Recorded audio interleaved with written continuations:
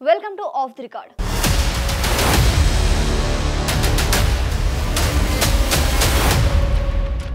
ఆగస్టులో వైసీపీ అధినేత జగన్మోహన్ రెడ్డి అరెస్ట్ చేస్తారంటూ వస్తున్న వార్తల్లో నిజం ఎంత? అసలు జగన్ అరెస్ట్ అనేది రాజకీయంగా ఇప్పుడున్న పరిస్థితుల్లో సాధ్యమేనా? అవసరాలకు అనుగుణంగా ఇచ్చిపుచ్చుకునే ధోరణిలో నడుస్తున్న రాజకీయ పరిస్థితుల్లో అన్నీ అనుకున్నట్లే జరుగుతాయా? తాజా పరిస్థితులు చూస్తుంటే కష్టమేనని చెబుతున్నాయట.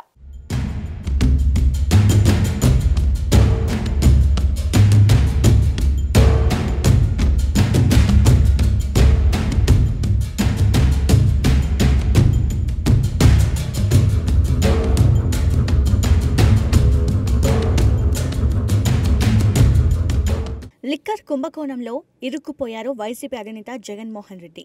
ఈ కుంభకోణం మీద ఏపీ ప్రభుత్వం ఏర్పాటు చేసిన సిట్ పలు కీలక అంశాలను వెలుగులోకి తీసుకురావడంతో ఆయన అరెస్టు దాదాపు ఖాయమన్న టాక్ వినిపిస్తోంది. ఎందుకంటే ఇప్పటికే రాజంపేట ఎంపీ మిథున్ రెడ్డి, మాజీ ఎమ్మెల్యే చెవిరెడ్డి భాస్కర్ రెడ్డితో పాటు పలువురు కీలక వ్యక్తులను అరెస్ట్ చేసింది. ఇక దాదాపు 3,500 కోట్ల రూపాయల స్కామ్ జరిగిందన్న ఈ కేసులో విదేశీ ముడుపులు, హవాలా లావాదేవీలు ఉన్నాయన్న ఆరోపణలు రావడంతో తాజాగా ఈడీ కూడా రంగంలోకి దిగింది. ఇప్పటికే ఈడీ అధికారులు Sharvani alco brew private limited director చంద్రారెడ్డిని ప్రశ్నించనుంది.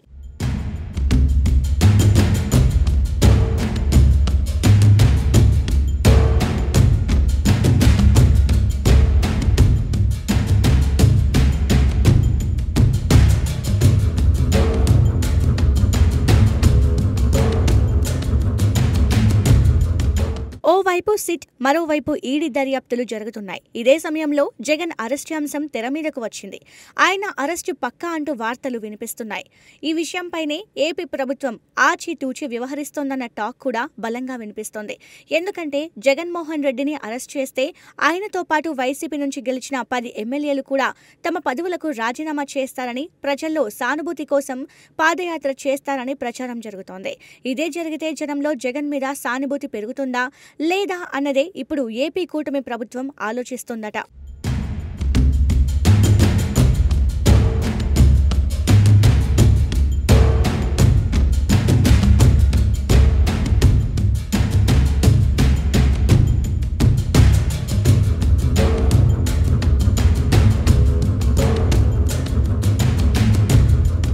కూటమి ప్రభుత్వం ఇలా ఆలోచిస్తుందా లేదా అన్నది కాసేపు పక్కన పెడితే కేంద్ర ప్రభుత్వం ఏ నిర్ణయం వైపు మొగ్గు చూపుతుంది అన్నదే మరో ప్రశ్నగా మారిందట. ఎందుకంటే పార్లమెంట్ వర్షాకాల సమావేశాలు జరుగుతున్నాయి. ఈ సెషన్స్లో 8 కీలక బిల్లులను కేంద్ర ప్రభుత్వం ఆమోదించాల్సి ఉంది. వీటిలో ప్రధానంగా జియో రిలీక్స్, మైన్స్ అండ్ మినరల్ సవరణ, మణిపూర్ వస్తుసేవల పన్ను బిల్లులు ఉన్నాయి. వీటి మీద ఉభయ సభల్లో పెద్ద చర్చ జరిగే అవకాశం ఉంది. అలాగే జస్టిస్ వర్మ అంశం కూడా పార్లమెంటును కుదిపేయడం ఖాయంగా కనిపిస్తోంది. ఇలాంటి సమయంలో కేంద్ర ప్రభుత్వానికి ప్రతి ఒక్క పార్టీ మద్దతు ఉభయ సభల్లో అవసరం.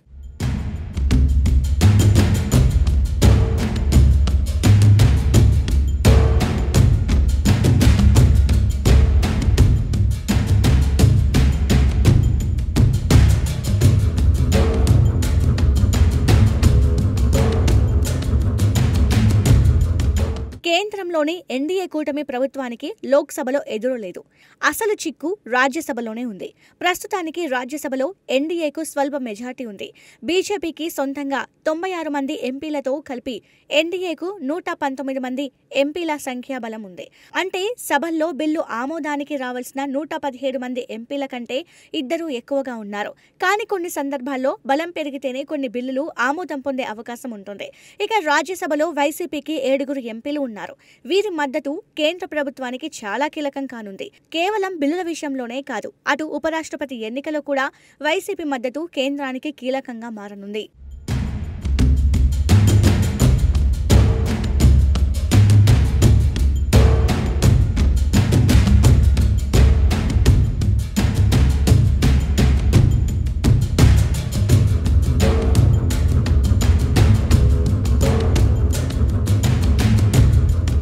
అంతేకాదు బీజేపీ నిర్ణయాలు, వ్యూహాలను అంచనా వేయడం అంత సులువు కాదట. ఎందుకంటే గతంలో చాలా సందర్భాల్లో కేంద్రంలోని ఎన్డీఏ ప్రభుత్వానికి వైసీపీ అండగా నిలబడింది. పలు వివాదాస్పద బిల్లులకు వైసీపీ మద్దతు పలికింది. ఇలాంటి సందర్భాల్లో జగన్మోహన్ రెడ్డి అరెస్ట్ అన్న ప్రచారం మీద అనుమానాలు రావడం ఖాయంగా కనిపిస్తుందన్న ప్రచారం ఇప్పుడు రాజకీయ వర్గాల్లో జోరుగా జరుగుతోంది.